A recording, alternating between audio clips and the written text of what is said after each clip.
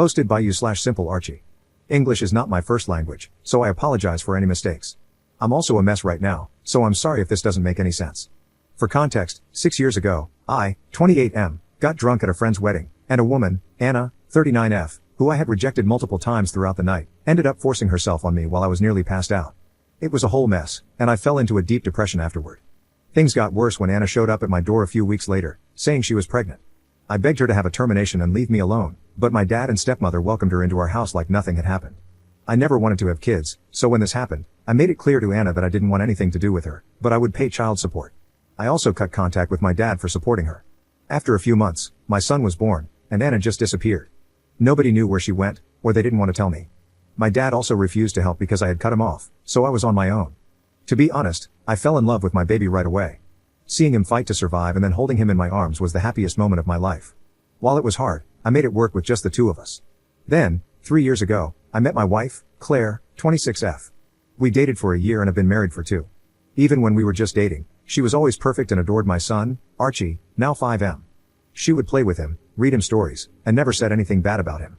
She knew what had happened but was always so loving and understanding. I felt like I had won the lottery by meeting her. The same thing happened when I met Claire's family. Everyone was so welcoming, and they loved Archie so much. They offered to babysit him, and even took him on vacation so Claire and I could have a weekend to ourselves.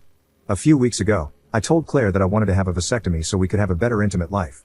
She asked me if I was really sure, and when I said yes, she got very quiet and changed the subject. Now, even before we got married, I was very clear that I didn't want any more children. At the time, she said she was fine with that because we already had Archie. I knew she was upset, so I brought it up repeatedly, until she finally admitted that she had been hoping I'd change my mind so we could have another child. Claire said she understood why I didn't want kids in the first place due to my childhood, but she felt that I had become a perfect dad to Archie, and would be a perfect dad for our second child too. She also mentioned that she had asked him if he wanted a little brother or sister, and he had been very excited about it. I got upset when she said this and accused her of trying to manipulate my son, which led to a big fight between us. The next day, she apologized, but still wanted me to think it over.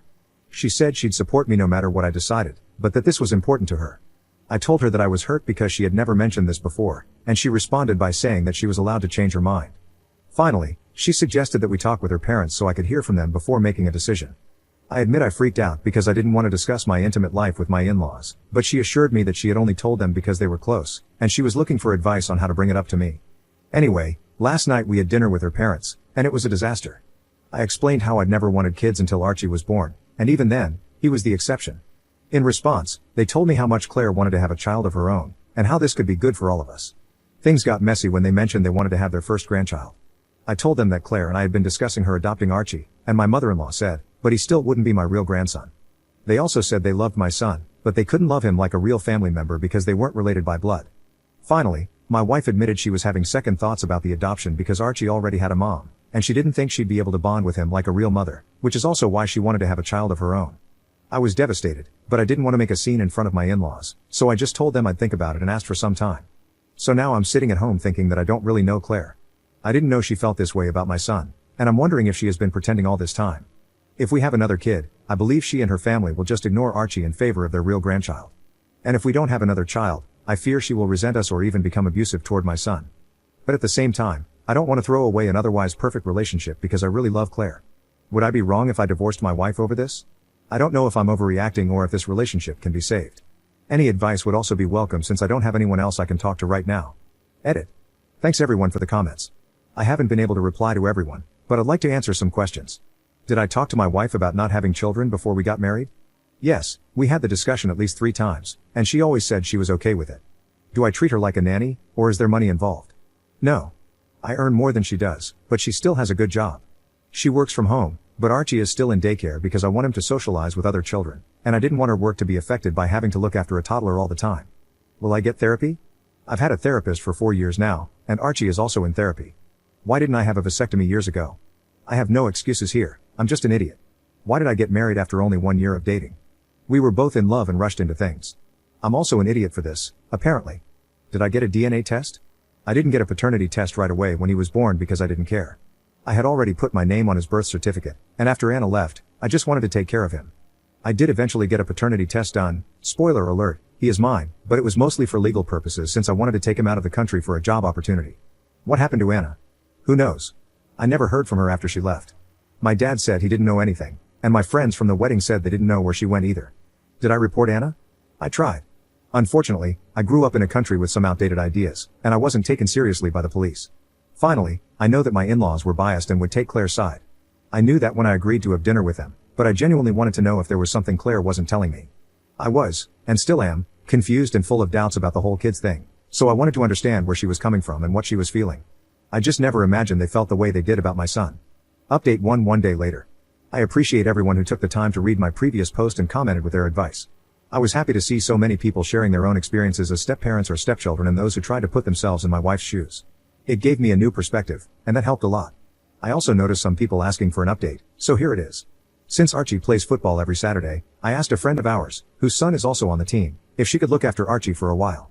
I wanted to have this conversation with Claire without my son present in case we started arguing again, so we just headed home to talk after the game ended. I know a lot of people said I should just divorce my wife, both to protect my son and to let her move on, but, please don't be mad at me, when we sat down to talk, I wasn't ready to give up on my marriage just yet. At that moment, I was willing to compromise with Claire about having a second child, as long as we got couples therapy to address her and her family's feelings towards Archie. Even after the initial fight, when I said I wanted a vasectomy, I was mostly confused about what to do since I just wanted my family to be happy. Anyway, I started by asking her to explain why and when she had changed her mind. Claire immediately began to apologize, and told me that she had always dreamed of having a big family. She said she tried to convince herself that she could accept not having children because she really loved me, and she also loved Archie. She admitted to lying when I asked her about it because she didn't want to break up, and felt I was giving her an ultimatum, either choose to have kids or choose me. I never intended it to be an ultimatum, I just didn't think it was fair for any of us to be in a relationship if our goals didn't align. She also admitted that she had always been hoping I would change my mind once I saw what an excellent mom she was to Archie. What surprised me the most was that, apparently, my mother-in-law had tried to convince Claire not to get married because it wasn't fair of her to expect me to change. Claire also told me it was her mom's idea to babysit Archie and do all those things together so my wife could bond with him and get used to the idea that he might end up being our only child. When I asked why her mom made those comments about blood being important, Claire said she had asked her parents to say that to convince me why it was important for her to have her own kids. I told her how hurt I had been by what they said, and when she told me she had changed her mind about the adoption. Claire said she was just scared that one day Archie would want to reconnect with his birth mother and that he wouldn't love her anymore. Apparently, she had been reading a lot of stories from other step-parents who had been cast aside, especially when the birth parents showed up again or if there was a divorce involved. Her anxiety got worse around a year ago. According to Claire, she always introduced herself as Archie's stepmom when she picked him up from daycare because she didn't want to take Anna's place.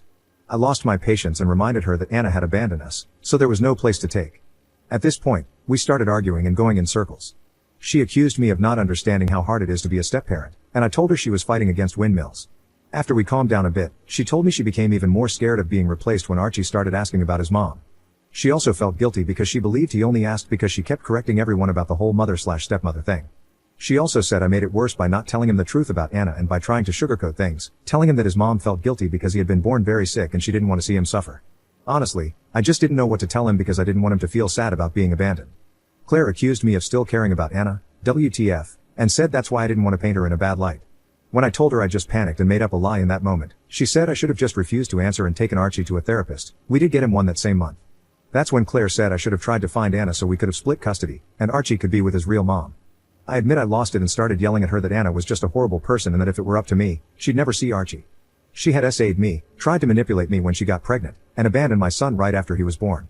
After all these years, she's never bothered to reach out.